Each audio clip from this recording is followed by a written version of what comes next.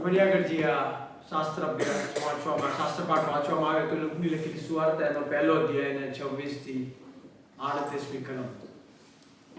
આ બહુ જ પ્રખ્યાત એવું આ શાસ્ત્ર પાઠ છે, કારણ કે એની અંદર મરિયમ ઉપર અને મરિયમ સાથેનો જે વાર્તાલાપ છે દાઉદ દૂતનો, અને કઈ રીતે મરિયમને એ શુભ સંદેશ આપવામાં આવે છે, અને પછી મરિયમનો પ્રતિસાદ શું છે એ આપણને એમાં જાણવા મળે છે. તમે જો પહેલો અધ્યાયમાં પ્રથમના ભાગમાં તમે વાંચો તો એલિઝાબેથ કે જે જખારાની પત્ની છે એને પણ આ જ રીતે કંઈક સંદેશ આપવામાં આવે છે કે પ્રભુ તારી પાસે આવશે અને તને પુત્ર થશે ને એનું નામ પછી એ નાઝારી થશે ને એ પછી યોહાન જે બાપ્તિસ્મા કરનાર એનો ત્યાં જન્મ થાય છે. ત્યારબાદ પછી મરિયમની પાસે આ દૂત જાય છે અને મરિયમને એ સંદેશ આપે છે. એટલે બે સ્ત્રીઓના વિશે આ લુકની લખેલી સુવાર્તામાં એના પહેલા જ અધ્યાયમાં એનું વર્ણન કરવામાં આવ્યું છે. અને હું જ્યારે આ પાત્રો વિશે વિચાર કરું છું, આજે આપણે મરિયમ ઉપર વિચાર કરવાના છે, ત્યારે મને બહુ ઉત્તેજન મળે છે. કેમ એવું તમને પછી આગળ સંદેશામાં જણાવીશ. આવો આપણે પ્રાર્થના કરીએ. પ્રભુ, અમે તમારો આભાર માનીએ છીએ, કારણ કે તમે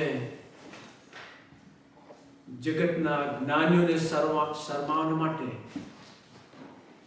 તમે મૂર્ખોને પસંદ કરો છો. અમે તમારી સ્તુતિ કરીએ છીએ, કારણ કે જે આ જગતમાં નિમ્ન કક્ષાનું છે, જેની કોઈ વિસાત નથી, એવી વ્યક્તિઓને પ્રભુ તમે પસંદ કરો છો અને એ જીવનો દ્વારા તમે મહાન કામ કરો છો. અને આજે જ્યારે પ્રભુ અમે તમારા વચનોની આસપાસ જ્યારે બેસવા માંગીએ છીએ, ત્યારે તમે પ્રભુ અમારી સાથે વાતને વ્યવહાર કરો. અને પિતાજી, આજે તમે બોલો ને અમે સાંભળીએ. અમે દરેક જણ અમારા હૃદયોને મનોને પ્રભુ તમારી આગળ દીન બનાવી દઈએ છીએ. અમે પોતાની જાતોને તમારી આગળ ખાલી કરીએ છીએ. અમે પ્રભુ એક એક્સપેક્ટેશન સાથે તમારી મધ્યે તમારી પાસે આવ્યા છીએ અને અમે પ્રાર્થના કરીએ તમે અમારી સાથે વાત અને વ્યવહાર કરો. હું જબળ પાત્રને પ્રભુ તમારા વદસ્તંભની આગમાં રાખો અને પ્રભુ તમે મારા દ્વારા મહિમા પામો.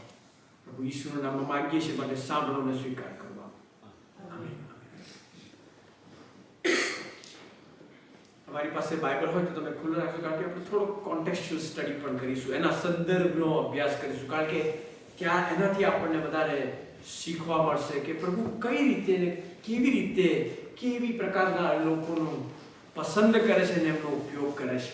અહીંયા તમે જુઓ કે લુકની લખેલી સુવાર્તાના પહેલા અધ્યાયમાં એની 26મી કલમમાં લખ્યું છે, 6ઠે મહિને ગાબ્રિએલ દૂતને નાઝરેત નામે ગાલિલના એક શહેરમાં એક કુમારિકા પાસે દેવ તરફથી મોકલવામાં આવ્યો. ગાબ્રિએલ દૂત, મિખાએલ અને ગાબ્રિએલ આ બે મોટા દૂતો છે, અને બાઇબલમાં આ બે દૂતોના નામ આપવામાં આવ્યા છે. અને એ બે દૂતોનું નામ આપણને દાનિયેલના પુસ્તકમાં જૂના કરારમાં આપણને જાણવા મળે છે, વાંચવા મળે છે. કોઈ પણ મોટું મિશન કે કોઈ પણ મોટી બાબતની જ્યારે પ્રગટ કરવાની હોય, જાહેર કરવાની હોય, અનાઉન્સ કરવાનું હોય, તો ઈશ્વર પિતા આ બે દૂતોનો ઉપયોગ કરે છે. અને અહીંયા તમે જુઓ કે ગાબ્રિએલ દૂત, કે જેને ઇંગ્લિશમાં આર્ચ એન્જલ કહે છે, એટલે જે દૂતોનો વડો છે, એને મોકલવામાં આવે છે મરિયમ પાસે.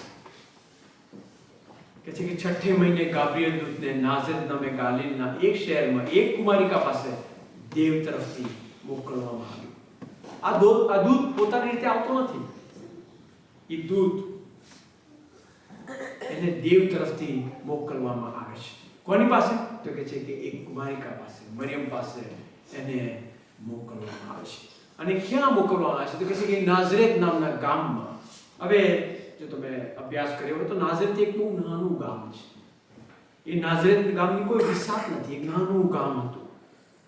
નાઝરેત એ યરુશલેમ શહેરની સરખામણી તમે જો કરો તો એ શહેર એ મુંબઈ જેવું શહેર લાગે, એ યરુશલેમ શહેર, અને નાઝરેત એ આપણા નડિયાદ જેવું લાગે.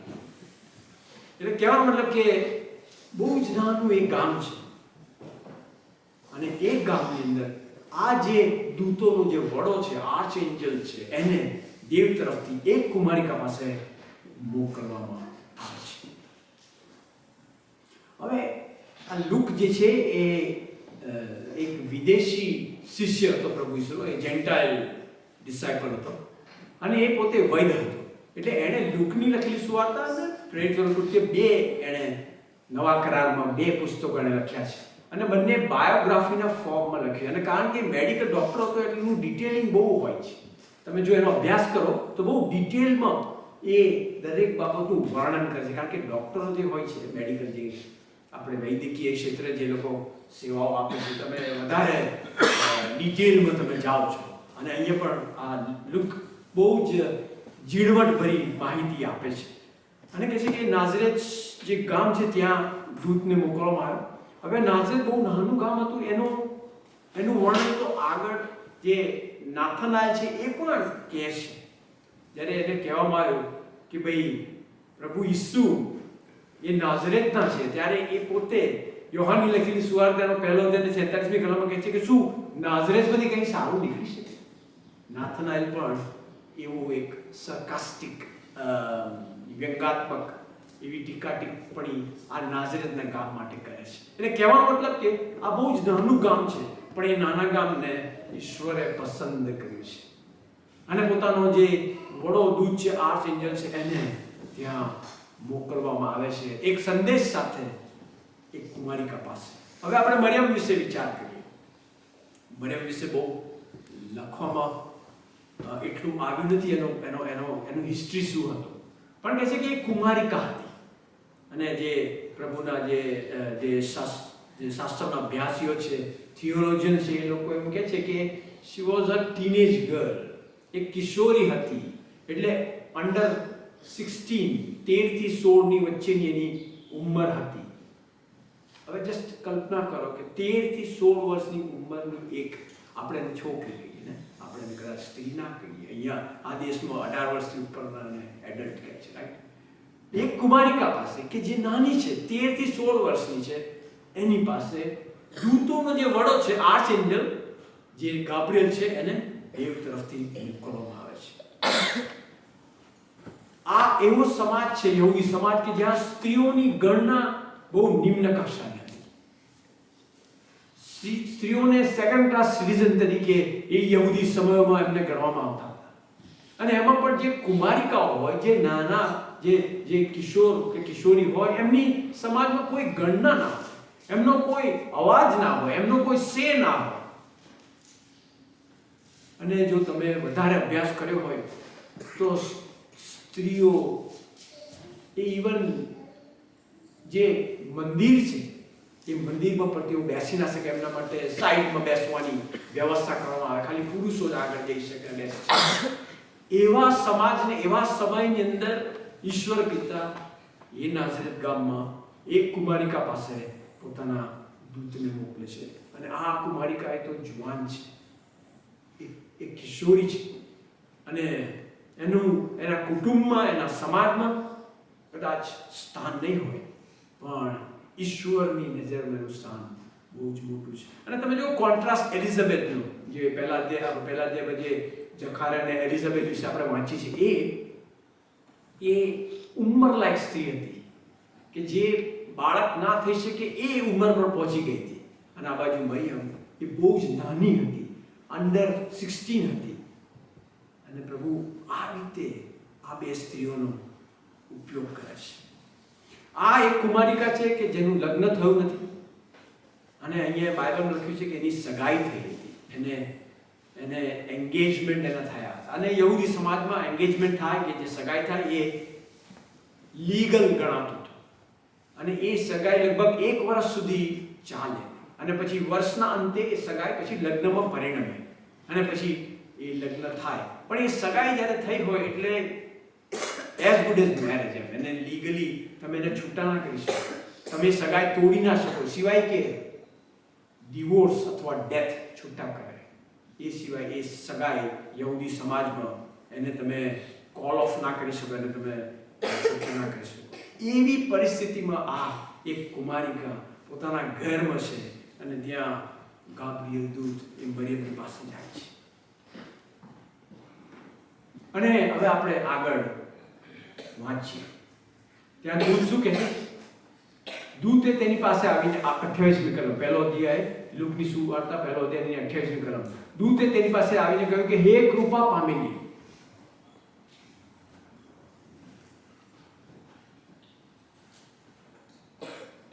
સુખી રહે, પ્રભુ તારી સાથે છે.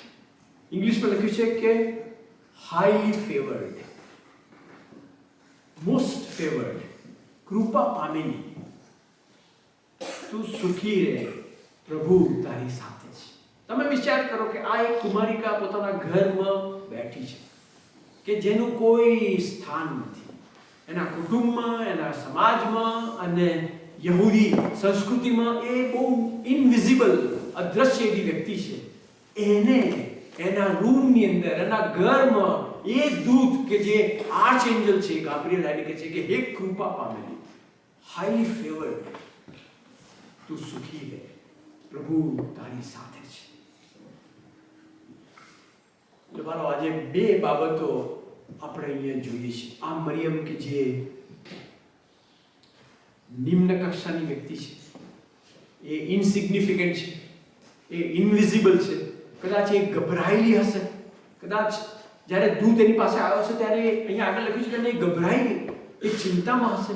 એની આ સલામ સાંભળીને એ ગભરાઈ હશે. એ સિવાય એ વખતે યહૂદી સમયોની અંદર રોમન જે ત્રાસ હતો એના કારણે યહૂદી લોકો બહુ પીડિત હતા અને ગરીબી પુષ્કળ હતી. અને એવા ગરીબ સમાજની અંદર આ એક સ્ત્રી પોતાના ઘરમાં એક કુમારિકા બેઠી છે. એવા ફિયરફુલ એન્વાયરમેન્ટની અંદર એને એવું કહેવામાં આવે છે કે હે કૃપા પામેલી, તું સુખી રહે, પ્રભુ તારી સાથે છે. એટલે વાલો આપણે અહીંયા થોડીક સમય થોભીએ. પ્રભુ આજે આપણને કંઈક કહી રહ્યો છે. આપણે ગમે તે હોઈએ, આપણે આપણી કોઈ વિસાત ના હોય, આપણી કોઈ ગણના ના હોય, લોકો આપણને નિમ્ન કક્ષાના ગણતા હોય, આપણે હંમેશા હતાશા અને નિરાશામાં રહેતા હોય, આપણને એમ લાગે કે મારા બધા દરવાજા બંધ થઈ ગયા છે, આપણને એમ લાગે કે દુનિયા આગળ નીકળી ગઈ છે અને હું પાછળ રહી ગયો છું, આપણને એવું થાય કે મારું કોઈ સ્થાન નથી, કોઈ મારું માન નથી. ખાસ કરીને તમે બહેનો જે બેઠી છે, તમને ઉદ્દેશીને હું કહું છું, ઘણી બધી વખત તમને એવું થતું હશે કે we are second class citizen in our on families, in our on communities, in our on culture. પણ વાલાઓ એવું નથી, કારણ કે પ્રભુ એવા વ્યક્તિઓને પસંદ કરે છે કે જે જગત એની અવગણના કરે છે. એટલે જો આપણામાંથી કોઈ બીકમાં હોય, હતાશામાં હોય, નિરાશામાં હોય, તો આજે નાતાલનો એ સંદેશ મારા અને તમારા માટે એ છે કે હે કૃપા પામેલા, તમે સુખી રહો. કેમ? કારણ કે પ્રભુ તમારી ને મારી સાથે છે. એ પ્રભુ એ મને ને તમને કદી ભૂલી જતા નથી. ભલે આ જગત ભૂલી જાય, ભલે આ પૃથ્વી પર કોઈ આપણી ગણના ના કરે, ભલે આપણને કોઈ ઇવન શું કહેવાય કે કોઈ આપણી વાતને સાંભળવા માટે તૈયાર ના હોય, ભલે મારો કોઈ વોઇસ ના હોય, પણ જે મારો ને તમારો ઉત્પન્ન કરતા છે, જે જીવતો ઈશ્વર છે, જે ઇબ્રાહિમ, ઈસાક ને યાકૂબનો દેવ છે, એ મને ને તમને પ્રેમ કરે છે. એટલે આજે નાતાલનો સમય છે ત્યારે વાળો એ મરિયમના જીવન પાસેથી આપણે ઉત્તેજન પ્રાપ્ત કરીએ કે આપણે પ્રભુની નજરમાં બહુ કિંમતી છે. આપણે પેલી સંડે સ્કૂલમાં બાળકોને શીખવાડવા આવે છે કલમ, ઘણી ચકલીઓ કરતા તમે મૂલ્યવાન છો, ઘણી ચકલીઓ કરતા. આપણે બધા મૂલ્યવાન છે. આપણે દરેક જણ જે પ્રભુ ઈસુ પર પ્રેમ કરે છે, આપણે દરેક જણ કે જે એની પ્રતિમામાં આપણે ઉત્પન્ન થયેલા, આપણને દરેકને પ્રભુ પ્રેમ કરે છે. અને વાલાઓ તેથી કરીને આપણે એ મરિયમના જીવન પર જ્યારે વિચાર કરીએ ત્યારે આપણે પોતાની જાતને પણ પ્રભુની આગળ લાવીને મૂકીને પ્રભુને કહે lord thank you. Thank you. કેમ? કારણ કે તમે મને મારી અવગણના કરતા, તમે મારા પર પ્રેમ કરો છો, તમે મારી વિશ્વાસ રાખો છો. મરિયમના જીવનમાંથી આપણને એ ઉત્તેજન મળે છે. એક બાજુ એ ગભરાયેલી હતી, પણ બીજી બાજુ પ્રભુનો દૂત આવીને કહે છે કે હે કૃપા પામી, જો મારાને તમારામાંથી કોઈ આજે ગભરાયેલું છે, કોઈ બીક જો આપણે જીવી રહ્યા હોય, ભવિષ્યની ચિંતા આપણને કોઈ ખાતી હોય, વર્તમાન કાળના પ્રશ્નો આપણને ઘેરી વળ્યા હોય, ભૂતકાળના જે દર્દ અને દુઃખ આપણને ગિલ્ટમાં રાખતા હોય, આજે પ્રભુનો સંદેશો આપવા માટે છે. પ્રભુ તમારી સાથે છે. પ્રભુ તમને પ્રેમ કરે છે. અને મરિયમના જીવન માટે આપણે પ્રભુનો આભાર માનતા એ જ યાદ રાખીએ કે પૃથ્વી પર ભલે ગમે તેવા આપણે કેમ ના હોઈએ, પણ દેવની નજરમાં આપણે કિંમતી છે. ઘણી ચકલીઓ કરતા આપણે મૂલ્યવાન છે. હવે આ મરિયમનો પ્રતિસાદ કેવો છે એ આપણે જોઈએ. તમે આગળ આપણે જ્યારે વાંચીએ ત્યારે એ વાત સાંભળીને, એટલે 29મી કલમ, પહેલો અધ્યાય લુકની લખેલી સુવાર્તા, પહેલો અધ્યાય 29મી કલમ, પણ એ વાત સાંભળીને તે ઘણી ગભરાઈ. તે એટલે કોણ? મરિયમ. ને વિચાર કરવા લાગી કે આ તે કઈ જાતની સલામ છે. પછી 30મી કલમ, દૂતે તેને કહ્યું કે હે મરિયમ, બીમાં, કેમ કે તું દેવથી કૃપા પામી છે. જો તને ગર્ભ રહેશે ને દીકરો થશે ને તું તેનું નામ ઈસુ પાડશે. તે મોટો થશે ને પરાત્પરનો દીકરો કહેવાશે, અને દેવ પ્રભુ તેને તેના પિતા દાઉદનું રાજ્ય આપશે. તે યાકૂબના ઘર પર સર્વકાળ રાજ કરશે ને તેના રાજ્યનો અંત આવશે નહીં. મરિયમે દૂતને કહ્યું કે એ એમ કેમ કરીને થશે, કેમ કે મેં કોઈ પુરુષને જાણ્યો નથી.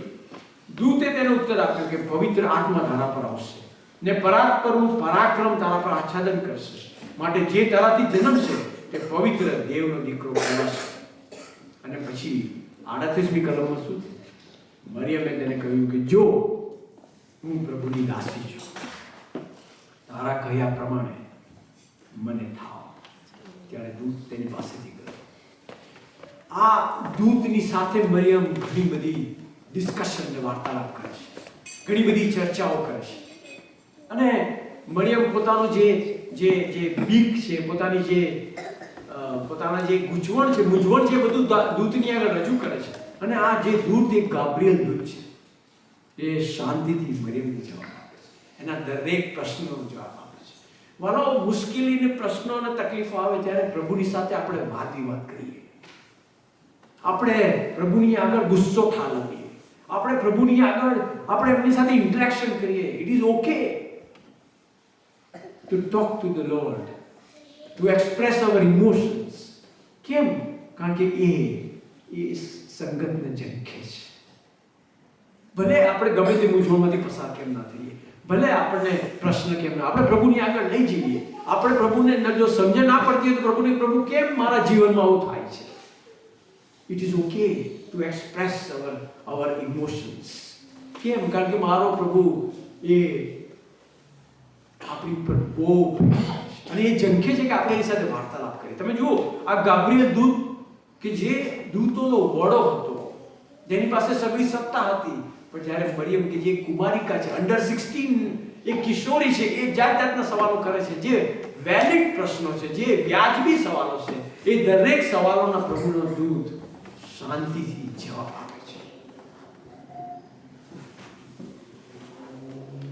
તમારા અને મારા જીવનમાં જો કોઈ પ્રશ્નો અત્યારે એવા ચાલતા હોય કે જેનો તમારી પાસે જવાબ નથી, મારા પ્રભુ પાસે લઈ જઈએ, પ્રભુને પૂછીએ, પ્રભુ આમ કેમ? મેં આટલા વખત સુધી પ્રાર્થનાઓ કરી, પ્રભુ કેમ મારી પ્રાર્થનાઓ સંભળાતી નથી? પ્રભુ કેમ મારા જ લાઈફમાં આવું થાય છે? આપણે પ્રભુને કહીએ. આપણે જાણીએ છીએ કે પ્રભુ એ તો સોવરેન ઈશ્વર છે, રાઈટ? સગળું એમના અખત્યારમાં છે. મારી તમારી ઈચ્છા પ્રમાણે એ કરતા નથી, કારણ કે એમની ઈચ્છા સર્વોપરી છે. પણ એ એવું ઈચ્છે છે કે હું અને તમે એની હજુરમાં બેસીએ, એની સાથે વાર્તાલાપ કરીએ, ચર્ચા કરીએ, પ્રશ્ન કરીએ. અને જ્યારે આપણે એ કરીએ છીએ ત્યારે શું થાય છે? કદાચ બધા પ્રશ્નોનો જવાબ નહીં મળે. અહીંયા મરિયમ દૂતને જે સવાલો કરે છે એમાં બધા સેટિસ્ફેક્ટરી આન્સર એને નથી મળતા. એમ કે છે કે મેં તો કોઈ પુરુષને જાણ્યો નથી, કેવી રીતે આવું થશે? દૂત કહે છે કે પવિત્ર આત્મા દ્વારા તું ગર્ભે રહીશ, તને ગર્ભ થશે. હવે એ સમયની અંદર પવિત્ર આત્મા એ તો પ્રેરિતોના કૃત્યોમાં પવિત્ર આત્મા આવે છે, રાઈટ? કદાચ એ મરિયમને સમજણ પણ નહીં પડી હોય, બટ ધેટ્સ ફાઇન.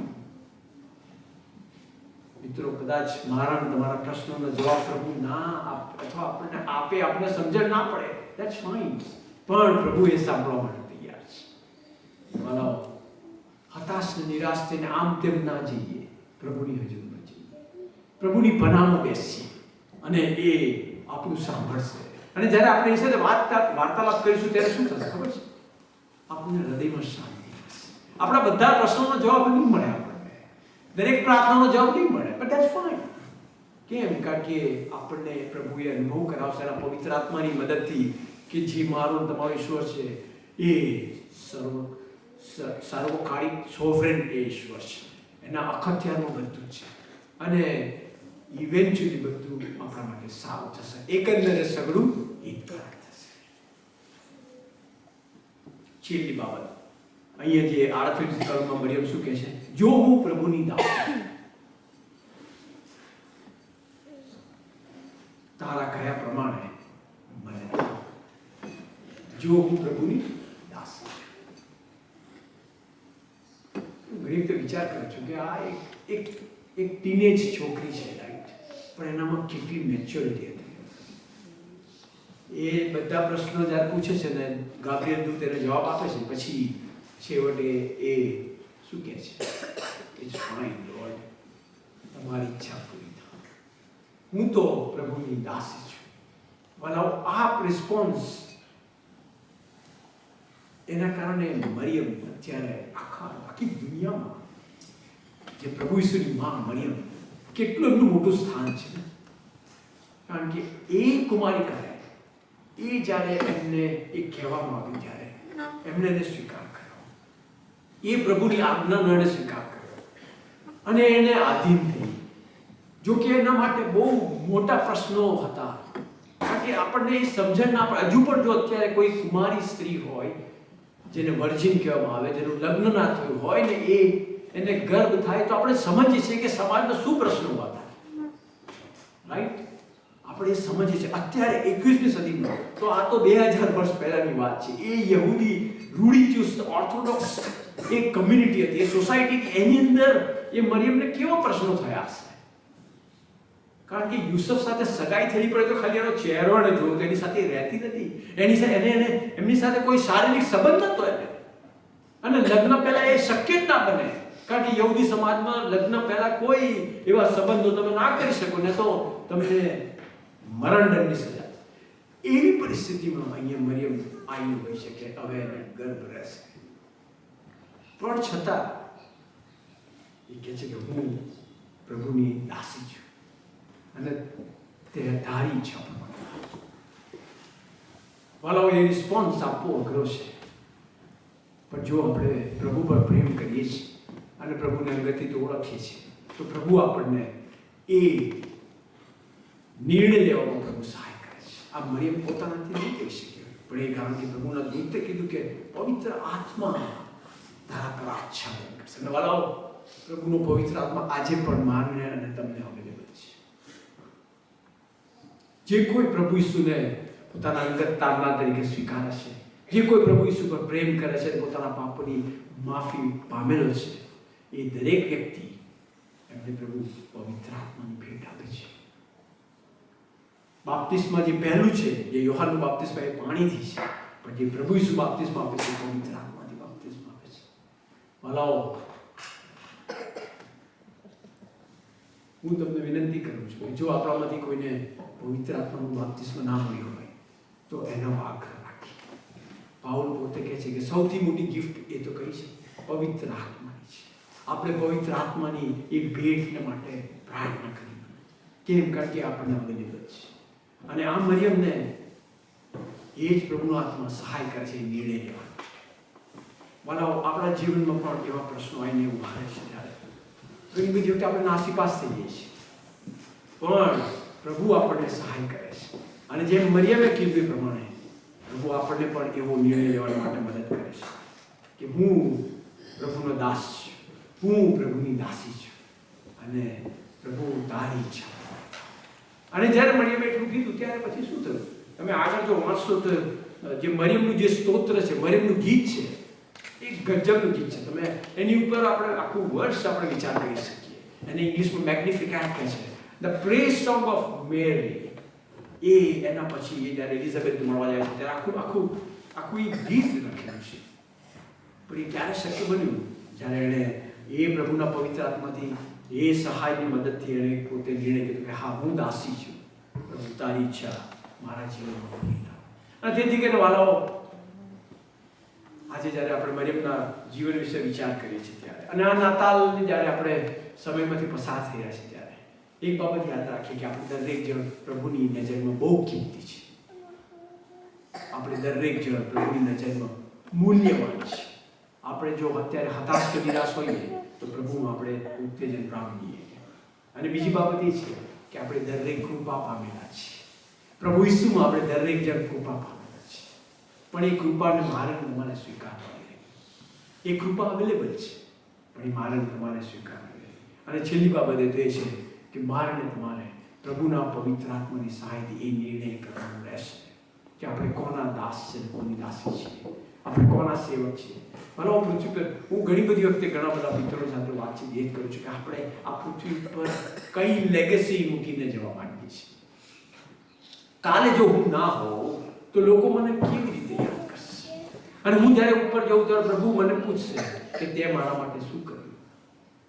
હું કહીશ કે હું તો વર્ષો સુધી ઇન્ડિયામાં રહ્યો અને ત્યાં બહુ નોકરી કરીને પછી હું ત્યાંથી યુકે આવ્યો, ત્યાં બી નોકરી કરીને પુષ્કળ કમાયો અને આમ કર્યું ને તેમ કર્યું. પ્રભુ કહેશે બરાબર છે, બધું બરાબર છે. તે મારા માટે શું કર્યું છે? મારો આ પૃથ્વી પરનું આપણું જીવન બહુ ઝડપથી પસાર થઈ જશે. પણ હું ને તમે જો પ્રભુને એ રીતે સમર્પિત થઈશું કે હું પ્રભુ તમારો દાસ છું, હું તમારી દાસી છું, અને જ્યારે પ્રભુને આપણે આધીન થઈશું, પ્રભુ આપણા દરેકનો ઉપયોગ કરશે. આપણા દરેકના માટે પ્રભુ પાસે બહુ મોટી યોજનાઓ છે. આપણા દરેક આપણને કોઈ અકસ્માત આપણે અહીંયા આવ્યા નથી. ઘણી બધી વખત હું મિત્રો સાથે વાત કરું છું કે પ્રભુએ એમને આપણને આ દેશમાં લાવ્યા નથી, ખાલી કમાવા માટે લાવ્યા નથી.